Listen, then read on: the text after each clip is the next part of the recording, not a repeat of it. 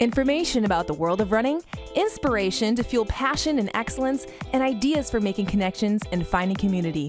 You're listening to AtoZrunning.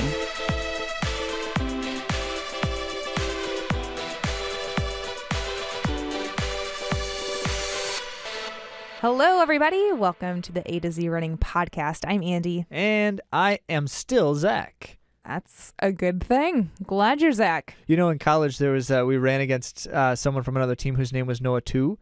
And the first time someone said that, someone else thought they were saying, like, Noah also. And it became this ongoing joke of, like, I'm Luke too. Wait, are you Luke also? That's where that came from. I didn't understand that at all. You never knew that? No, I didn't know the origination of that. That's the meaning of an Noah, inside joke. Noah, if you're listening, we'll send you an AtoZrunning t-shirt. Yeah, Just reach out to us. Yeah. We'll hit it up. Noah, too, by the way, you were awesome. You were excellent in college. It was great to see you racing. All right, so we've got a lot of great things in this episode, from the world of running to our main topic, talking about what's going on in your minds, because we can read them so we know exactly what they are. And we're definitely not going to tell you what's going on in our minds, because who really wants to know anything about that? We already know too much, Zach. And in case anyone's curious, the brownie flavor today is fudge. Is there different kinds of chocolate brownies? I think you're right. We have like 4 different kinds in the last several times we've done this. I don't like the fudge quite as much as the triple double or triple dark chocolate. That was good to know. best. All right, well, let's get started.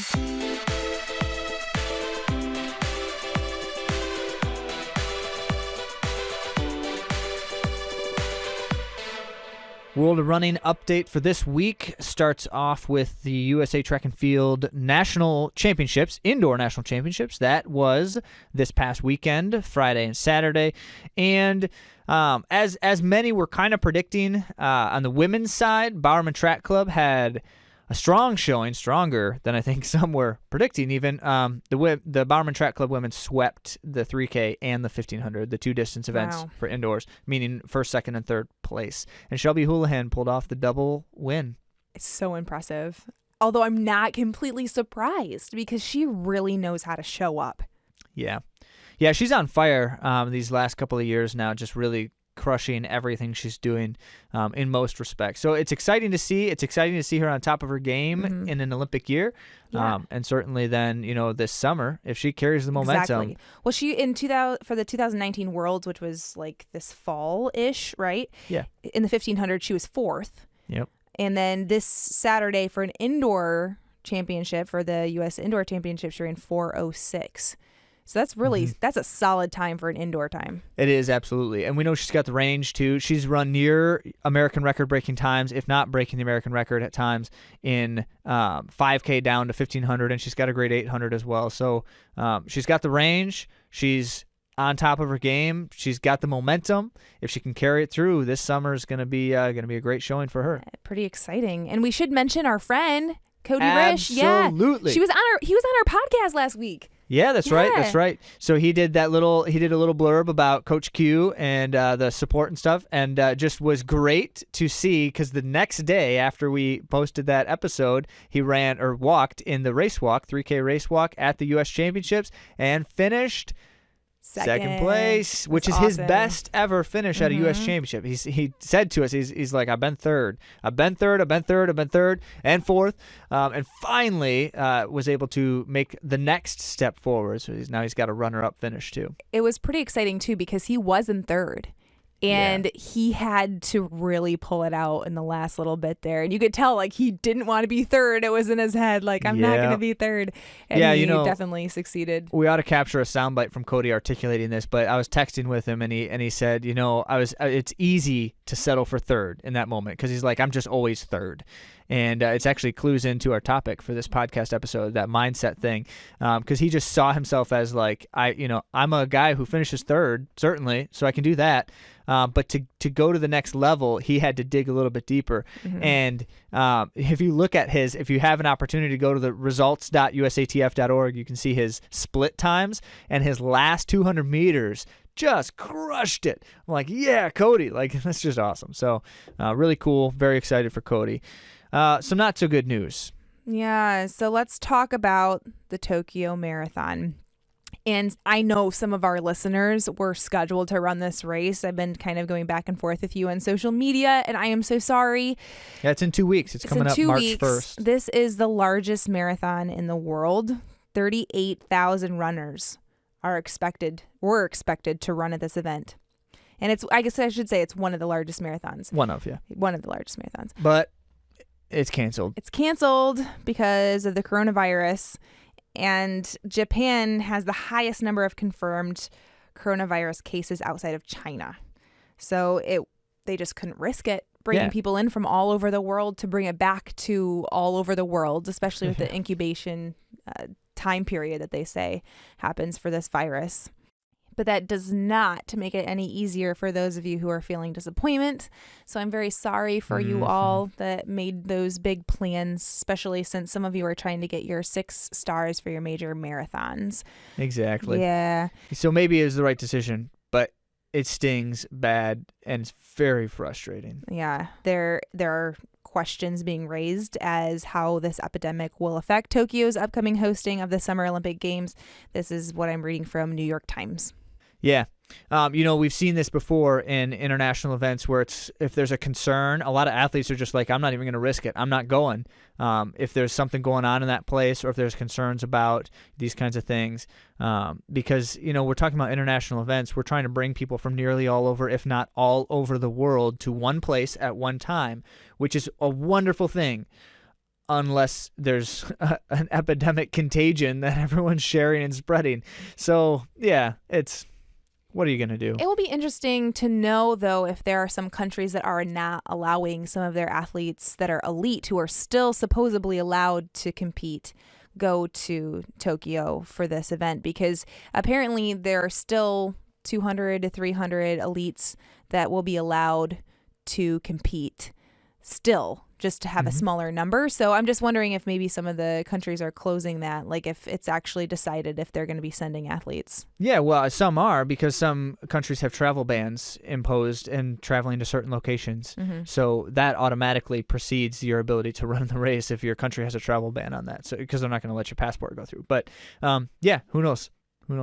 So we got one more, and this one then we wanted to lift it back up, and on a positive note. Joshua Cheptegei. So you've heard his name if you've been listening to us for several weeks, because we mentioned back in October in 2019 at the World Championships, he was, what place? Did he win the 10K? I'm going to have to double check this. I think he won the 10K. He medaled in the 10K at 19, 20 years of age. He, very young, just stellar performance. And since then, he's just been on fire. He, at one point, broke the 10K world record on the roads, which was then broken by Ronex Kipruto after him. So he doesn't hold it anymore. Well, actually, it's not ratified yet, I don't think. But when it gets ratified, he won't hold it. But he just, again, broke another road record. What? This one in the 5K, running, brace yourself, 12:51 for a 5K on the road. That is crazy. Freaky fast. So we've mentioned it. We're looking at a point in time when road races are likely to start preceding track races, and the definition of what is the fastest environment to run and race. And that's, you can do so many things on the roads, like find a course that's just really conducive to running fast, find the right kind of weather and the right kind of location and all that stuff, and you can really manufacture a great environment for racing, and that's good. But it's interesting to see how these records are just getting faster and faster. So two trivia notes about Cheptegei's record here, which is, by the way, it's unratified, so we'll see as time, when they actually make it official. But it was 27 seconds faster than the previous unratified record, which was Ronex Kipruto's 5K in his 10K record. So he broke the 5K record during his 10K. Wait, how much did he break the record 27 seconds. So 12:51, running faster than 13:18. What? But we already know that the 5K road record it's a relatively new thing. And so someone previously had run, it's like Sammy Kipketer or something like that. He had run like 13 flat. So even then, it's 9 seconds under what would be the previous best 5K road time, which is really something too. And so, yeah, running, and the previous then to be ratified record would have been the first 5K in Ronix Caputo's 10K time too, which is just crazy. So much fast happening in running.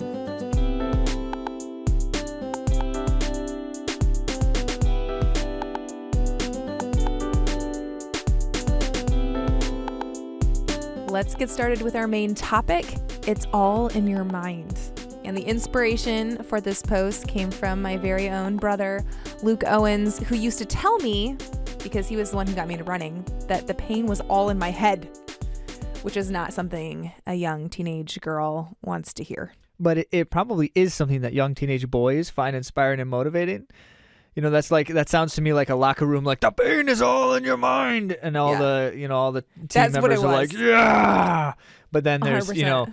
The older brother saying it to the younger sister, and it's not quite so compelling. I don't know. Though, I have to say, like, he was able to deal with intense amount of pain, like over the edge, it's run possible himself that into the ground. Yeah, it's possible the pain was just all in his mind. I can't think of the number of times I've seen him try to rip a fishhook out of his arm and everything. No. Maybe he doesn't feel pain. My brother is very, very tough. Like, he can run himself into oblivion. Like, he's been known to run, like, what was it? He was trying to get the 3K time for nationals, and he'll be on the ground, like jiggly legs and all. The nickname, it wasn't a nickname. The phrase in the team was he was a 2,800 meter runner, not a 3,000 meter runner. Which is like tragic because he always went for it. He went for that qualifying time for nationals. But he's a very talented athlete, and he obviously could get past a lot of pain. Yeah. Brief caveat on that. We know that that's probably not healthy to do that repeatedly as an athlete. So if you're hearing us say that and you're like, I want to be that athlete, the answer is no, you don't. But, to Luke's credit, he was doing everything he could. And he did get to nationals quite a few times. Worked himself out. Yeah. So. I mean, he was, but, in an ideal world, that's not the way you should be racing. However, let's get back to the But he was a soccer player, so. That's part of it. Okay, so the main point, there might be some truth to pain being in our head. And I was reading a study. I'm thinking a lot about pain as I'm entering marathon week. You're talking like it's going to hurt or something. It's just a marathon. Yeah, just a marathon on hills in Atlanta with the fastest runners in the country. No big deal. No sweat. No sweat. This study said that it was by Clinical Pain Advisor. They put this article out there about this study. Functioning by distraction while in pain is a common coping mechanism that works for people. So I was thinking about this in running, the marathon, when you have no distractions, when you have no earphones, when you have no show like we might have on our treadmill, it's us with our thoughts. And distraction... Well, that's a bad place to be. Distraction is harder to come by at times. It depends on the race. Yeah, there's some races out there that do a really good job of distracting you. Chicago did a pretty good job distracting, I must say. So the study is that even in the presence of mild to moderate pain intensity, I'm quoting here, cognitive related activity is minimally effective, and individuals instructed to complete a task will do so despite the pain. So activity was minimally affected. Right. So they were able to complete their task regardless of their pain scale. Interesting. Yeah, because they had the task that they were on a mission to accomplish. And there is also the idea of expectation that they talk about in this article. And if you are educated in what to expect, let's say like in chronic pain, what they were talking about, if the doctor or nurse or PA or whomever from the medical field tells you what to expect, you're much more likely to be able to endure the pain better when you have you can interpret the information. So you're telling me that when the nurse says it'll just feel like a little pinch, and then they stab you in the arm with this 7-inch long needle that's a 1/4 inch thick, and you feel like you've just had your muscles shorn off. You mean that's not good practice? Well, in fact, what you're saying is like the counter of this is gonna hurt a little, like preparing someone, like saying this is going to hurt a little and then doing it. And that's exactly the mindset that we can take when we go into a race of any kind, of any distance. If we prepare ourselves mentally and have the information of what the race might be like, what it might feel like, then we will have a better outcome and be able to push through the pain more. So, Andy, Atlanta Trials Marathon. It's going to hurt a lot. It's going to hurt a lot. All right. Yeah. So just be ready to hurt a lot for a long time. Yeah. It's been kind of hard to wrap my mind around. And it's not because of just running a marathon. It's kind of like a lot of factors rolling into it. Well, there's a greater degree of cognitive strain in different kinds of environments that influence how we think about pain as well, which it's not exactly captured in this study particularly, but certainly the sense of like distraction and not distraction. When I'm distracted negatively, it may actually enhance how I experience the pain as well. So I guess the whole point of this and what I'm kind of excited about in gaining this information and gaining this knowledge is that we shouldn't go into a race unplanned with our thoughts. Like, we need to plan our thoughts for the whole race. And for a marathon, that's going to be a lot of things. We're going to talk about a lot of things, but mantras. You might even have a couple songs that you've memorized the lyrics to go through. Form objectives, going through multiple different form objectives to concentrate on those to distract ourselves. So going in with an empty brain and no plan for when that pain comes is not a good idea. Having there be some sort of planned mental activity is the recommendation that I'm coming away with from this study. That's good stuff. So that's our transition then, because what we're going to be doing is talking about the answer to the question, what's life like in your inner running world mind, both in general and as you're thinking about a race and as you're engaging in a race. Obviously, that's timely for Andy here and as well for many of you. So really the idea is kind of those two parts. Before we get to that, I just want to make a comment about this concept of like identity as a runner. And Andy posted a great reflection on this sense of imposter syndrome that many of us feel. So if you didn't read that in the blog recently, definitely we'll link that in the show notes page, which for this one will be AtoZrunning.com/episode 20.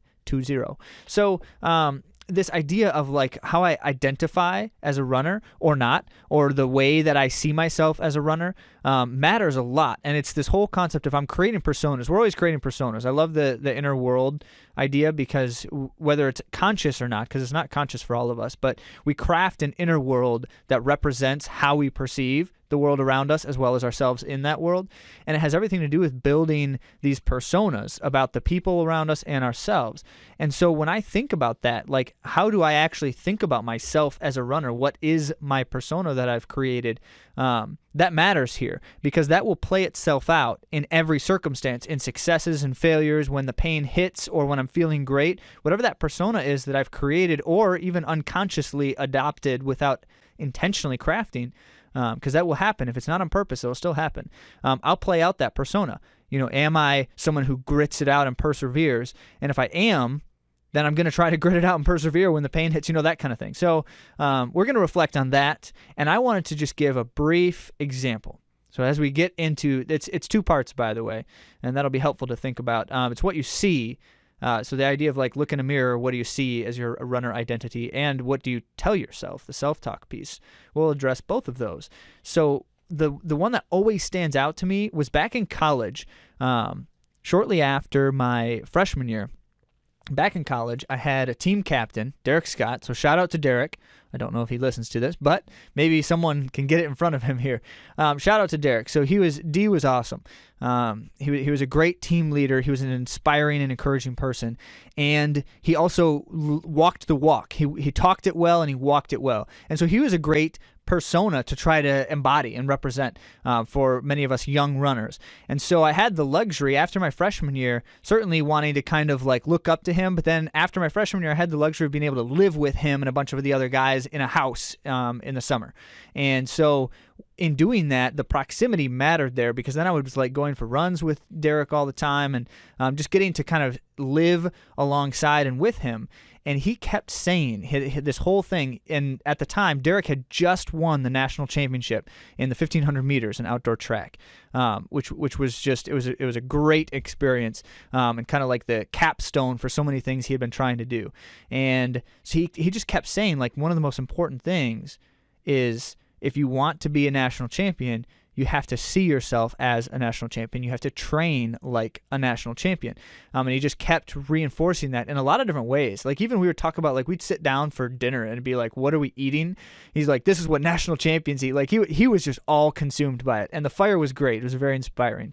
But I just, I really took that to heart at the time, and just started looking at everything I was doing as a runner. Like, when I do drills before, or just a regular casual run, when I'm gearing up for a race, when I'm planning a race, all those things, I just kept telling myself, what does a national champion think about or do with these things?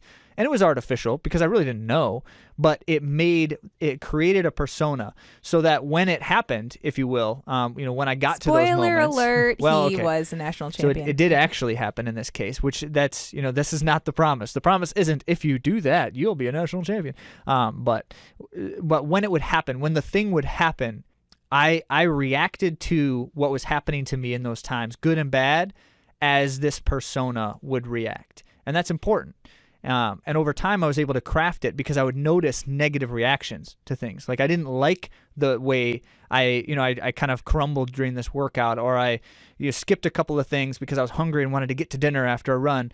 Like, I didn't like those kinds of things, and I didn't see that. It was cognitive dissonance. That's not the way that I was aspiring to be. So I would, over time, adjust that as well. And I think I conditioned kind of a pretty sound persona for that. I do want to play the other side of it. Sometimes we get stuck in a past persona. Yes. And our past failures, or something that even happened, traumatic things in our past, can hold us back to seeing what we could aspire to.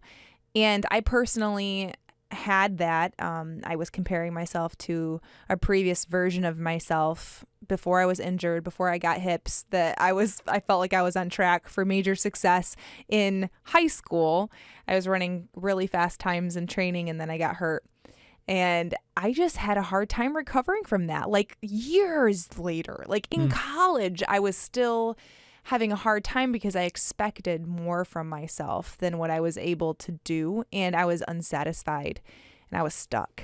Well, and in a sense, you were crafting your persona as, I'm not that. Right. And instead of trying to reformat as whatever your strengths and weaknesses are, obviously you were struggling with some things that were very real too, physically, but you have to recraft that persona and move forward, as opposed to right. And I'll never be a 14-year-old girl ever again. So that was a bad place to well, that's refreshing. mentally. Exactly. That was a bad place to stick myself mentally. So anyway, yeah. So looking at both things, a persona of what you would like to be versus a persona that maybe is a place where you were stuck. So you're doing that in two ways. You're doing that with what you see when you look in the mirror, because the reality here is it's not. This is something you craft. You craft the image that you see when you look in the mirror with this kind of thing, and what you say to yourself. So we just kind of addressed that a little bit with the example with Derek there, but it's just certainly like, what is my runner identity? This is where I want to just reference back to Andy's post about the imposter syndrome thing. Like, do I actually see myself as a runner, or when I'm looking in the mirror, do I say, I don't look like runners actually look? I don't do the things that runners actually do. Or, fill in the blank, marathoner. Do I see myself as a marathoner? I'm gearing up for this race, but, I don't really look like those other marathoners. I don't wear the same clothes. I don't have the same understanding, like, all of those kinds of things. Yeah. And I'm currently going through that. Like I mentioned, for the Olympic Trials Marathon, I've had very low mileage weeks, and I'm struggling with some injury stuff right now, and I have to just let go of that stuff, because I do want to see myself as a contender for maybe the top 300. That sounds silly. We all have our own goals, right? So like I want to be able to do the best I can possibly do on the day that I'm given, but I feel like an imposter. I feel like I had a fluky day in Chicago, and now I'm like this mom who's trying her best to string together 5 days of running in a row. So I want to give a practical point of advice for anyone, whether you're in a similar situation as Andy just articulated, or just in general feel like you struggle with something like that. Find an example of someone who you say, that person's just like me, who is successful in the thing that you want to be successful in. Find an example of that, because then now it's proof to yourself that someone just like me can do this, which means I belong here. Yes, but without comparing. So it's all very fragile stuff. It's not a comparison. It's because that's exactly the opposite of what we want to be doing. What it's doing is it's saying, this is how I'm identifying myself. This is how I view myself. And look, there's someone just like me who is successful, so I can be too. You need to feel like you belong in whatever that context is. And one of this comes from the field of education. So many of you know that I work in education, and so I see a lot of these examples and studies and things. But there's a common intervention for classrooms out there where students feel like they're not smart enough, they're not good enough, or they're not A students, or whatever those things are. But if they see someone who they say, that person's just like me, and they see that person who loves school, who enjoys math, who does all of those kinds of things, those academic things, they're immediately more likely to believe that they belong there as well, and that they can do, or that they will do, or that they would like those things. So the same thing applies here. We need to find examples. That's why the whole concept of a role model is a valuable concept. So, and I would mention, this whole persona thing, as we're talking about it, like we're great imitators. The human race, we're great imitators.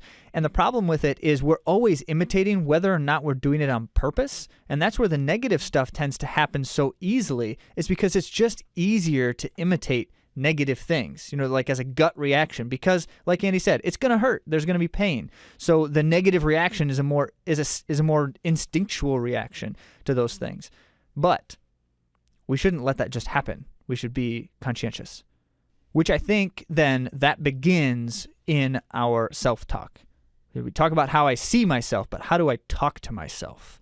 We've mentioned Dathan Ritzenhein a lot in this podcast and our blog posts, and Dathan suggests that we repeat things to ourselves, and we do it, like Zach said, whether we realize it or not. We're either imitating, we're speaking to ourselves, we're always in communication with our mind, and we need to be sure to feed ourselves positivity. Yeah, that positive mantra thing, Dathan mentioned it in the interview we had with him, and then it was just wonderful coincidence that Parker Stinson brought it up when we interviewed him, and he's coached by Dathan, so clearly Parker's influenced by Dathan as he's articulating that. But also, it's not unique. Like, Dathan didn't come up with that.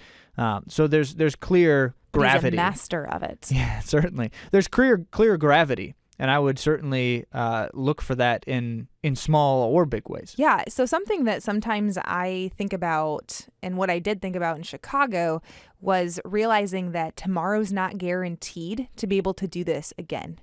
And to think, like, this could be my last marathon. What do I want to do with this?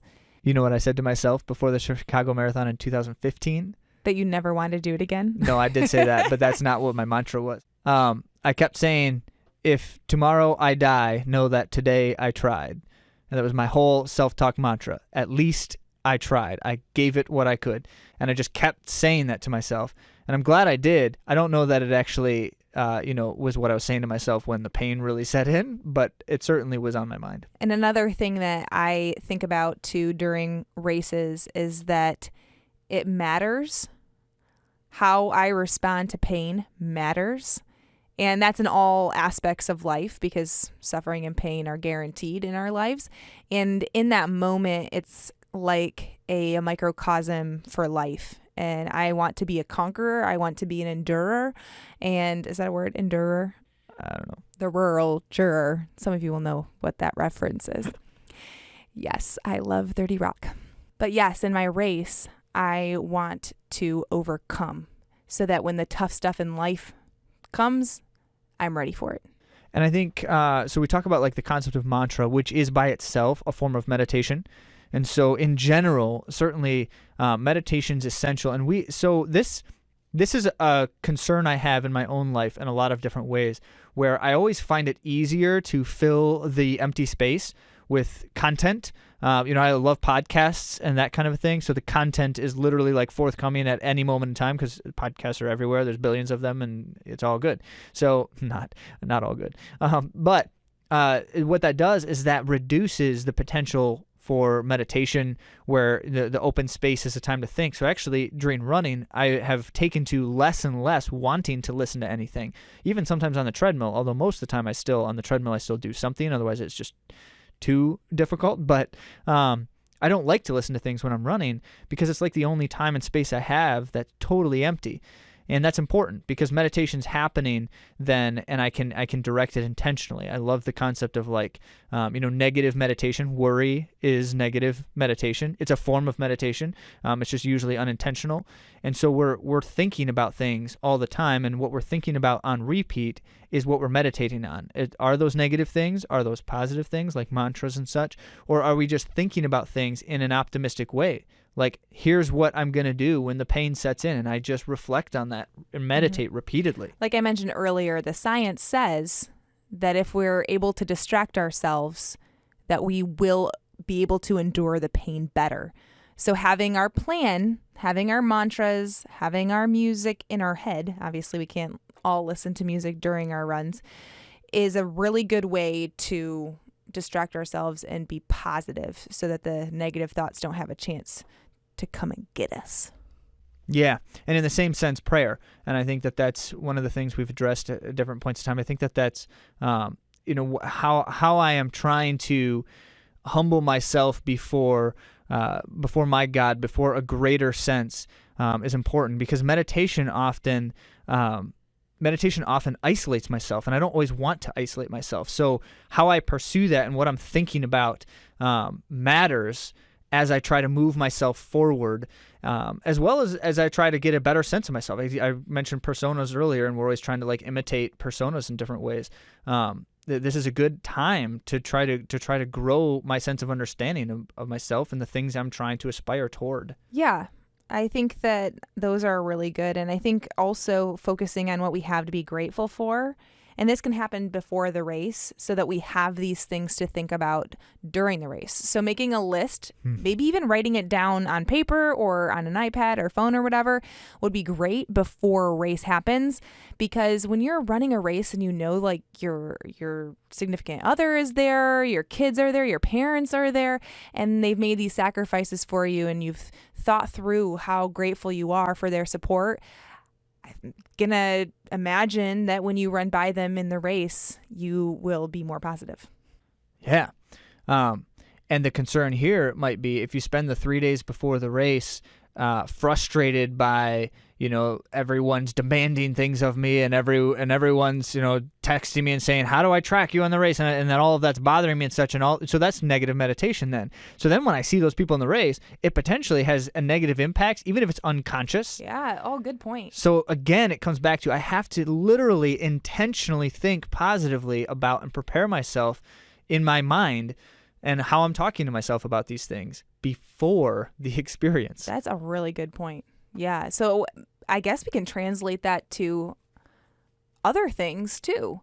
So seeing your entire race as an opportunity for thanks. If you think about your feet and you're like, oh, I'm so glad that I don't have a stress fracture in my feet are powerful. They're put together. I have all 10 toes, and the same with your legs. Oh, my legs are feeling powerful underneath me. Wow. I'm so grateful that I have symmetry today. And if you don't, like me occasionally, you find another thing to be grateful for. But there are so many things. And in our race, we can really be grateful for health and for mobility and for power.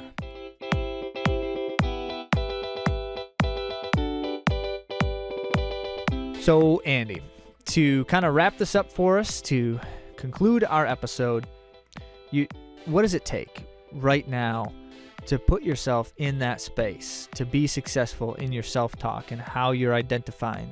Yeah, so putting aside anything that I can't control and finding my identity and the person I know that I can be, but also who I am right now, and I've been practicing. The last 3 years have been a lot of perseverance and overcoming some really challenging times. And I think they've prepared me for this. So as I look at Atlanta and I think about what I will be facing there, I can't know how it's going to all play out. But the one thing that I do know is that, one, that it matters how I persevere, and two, that I've been practicing to do just that. Awesome. So the next time you all hear from us, we're going to be in Atlanta or on our way to Atlanta, depending on when you listen to the next episode.